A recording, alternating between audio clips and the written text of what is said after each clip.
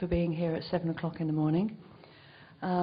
We will be entertaining 10 minutes for each of these talks and a video presentation at the end.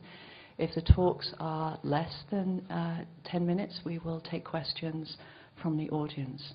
And I would like to introduce my co-moderator, Mr. Michael Bailey from London in the UK. So as you'll notice, we actually both talk funny.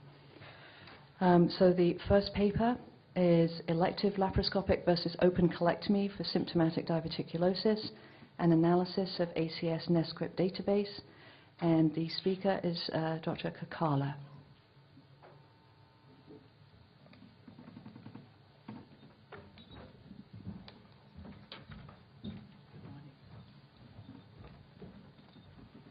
Good morning, everybody. Thank you for giving me this opportunity. How do we go to the next slide? My topic is on elective laparoscopic versus open colectomy for symptomatic diverticulosis. It's an analysis of ACS NESCRIPT database.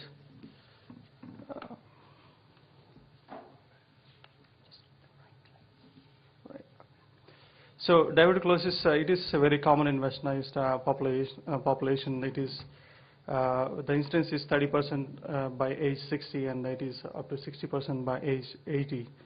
It is symptomatic in 20% of the patients and requires operation in up to 1%. Laparoscopy is widespread use in oncological colorectal surgery. It may be associated with less postoperative complications. There are quite a few papers published comparing the oncological data, but there are some papers about diverticulosis, but not many. So our aim is to compare early postoperative outcomes in outcomes of laparoscopic and open colorectal resections for symptomatic colonic diverticular disease in elective setting.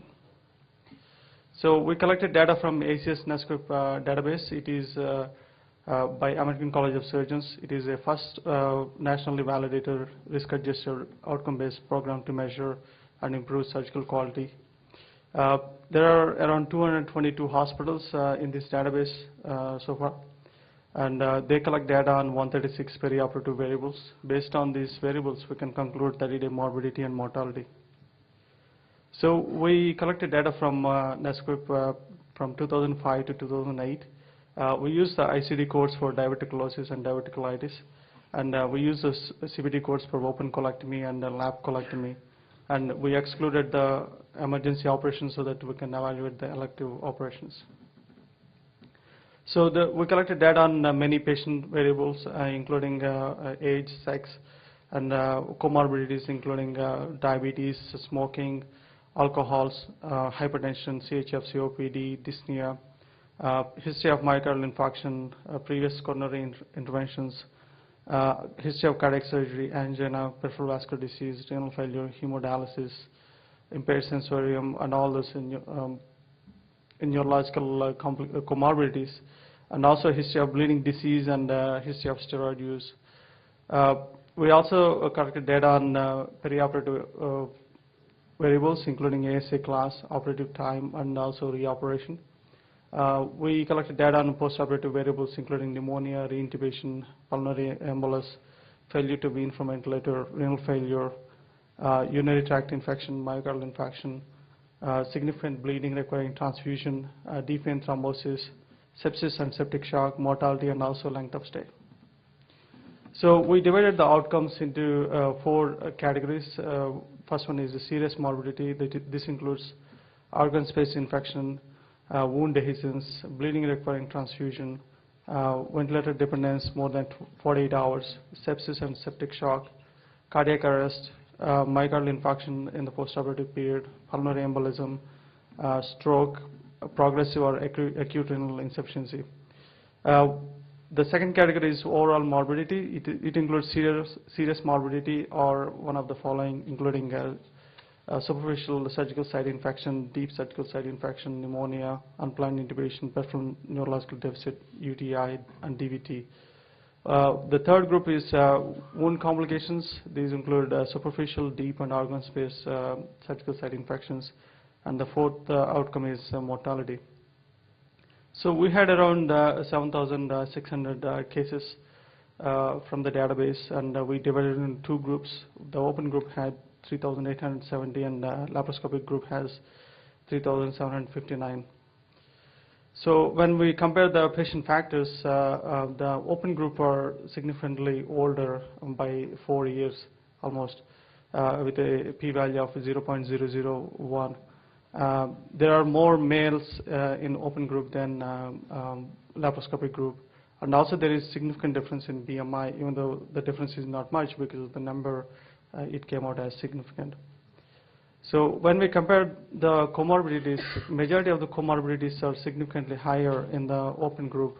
When you look at the diabetes, smoking, alcohol, COPD, ascites, congestive heart failure, history of coronary interventions, cardiac surgery, angina, hypertension, peripheral vascular disease. To continue more, renal complications also higher in the preoperative group, and also history of stroke in the past. So we compared the ASA classification, and if you look at this table, you can conclude that open group are relatively sicker than laparoscopic group when you compare the comorbidities. There are almost 57% in ASA class 2 and 36% in ASA class 3. Even when you compare the laparoscopic group, they have 71% in ASA class 2 and 20% in ASA class 3. So this is the main slide. I think we need to concentrate. When we compare the complications, the mortality rate is 0.29% in laparoscopic group and 0.83% in open group, and it is significantly different. The p-value is 0.002. The odds ratio is 2.8. When we are comparing the overall morbidity, it is also significant. There is 23% morbidity in open group and 11% morbidity in laparoscopic group. This is also significant, and the odds ratio is 2.24. Serious morbidity 10% up to 11% in open group and 4.6% in laparoscopic group. P-value is also significant, and the odds ratio is 2.5. Wound complications up to 17.5% in open group and 9.12% in laparoscopic group. This is also significant. So we are comparing two different groups because there is a significant difference in the preoperative comorbidities. So we ran logistic regression, stepwise binary logistic regression. When we did this analysis, there is no difference between laparoscopic and open group when we compare the open procedure. The only significant factors for mortality are peripheral vascular disease, history of peripheral vascular disease, history of previous coronary interventions, history of steroid use, and hypertension. But in the rest of the groups, overall morbidity, serious morbidity, and wound complications, the open group significantly has more occurrence of these complications. The other preoperative factors that lead to oral morbidity are smoking, COPD, previous coronary intervention, hypertension, and the factors leading to serious morbidity are insulin-dependent diabetes, smoking, alcohol, COPD, history of previous coronary intervention, hypertension, steroid use, bleeding disease, and also female sex. When we did the analysis for wound complications, the other factors apart from the procedure that are significant are history of smoking, COPD, and hypertension. So we also compared the operative time in laparoscopic groups. The operative time is higher, which is expected. It is up to 176 minutes.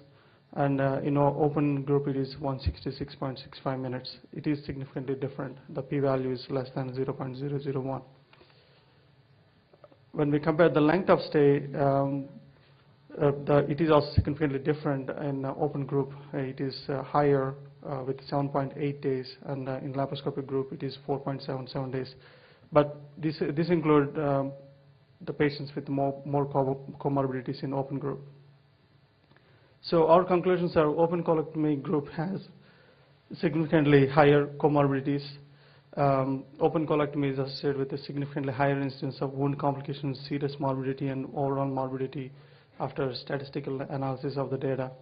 And when we analyze further, there is no significant difference noted in mortality rate between both groups. Operative time is significantly higher in laparoscopic group as expected, but the length of stay is significantly lower. So our limitations are, this is a data collection from NESQIP. This includes only perioperative variables only. There is no data on conversions like the choice of operation and also conversion from laparoscopic to open surgery. And there is also no data on long-term complications, including readmissions, and also long-term complications like late signs of leak and all this. So, thank you. You've got 5 seconds. Do you know why the choice was made to be either open or laparoscopic? Was that apparent? No, it cannot be assessed in the NESQIP database, yes. Good, thank you. Kept very well to time. Thank you very much. Thank you very much. Questions? It's, Time's gone. we're short on time. Thank you. Nice presentation.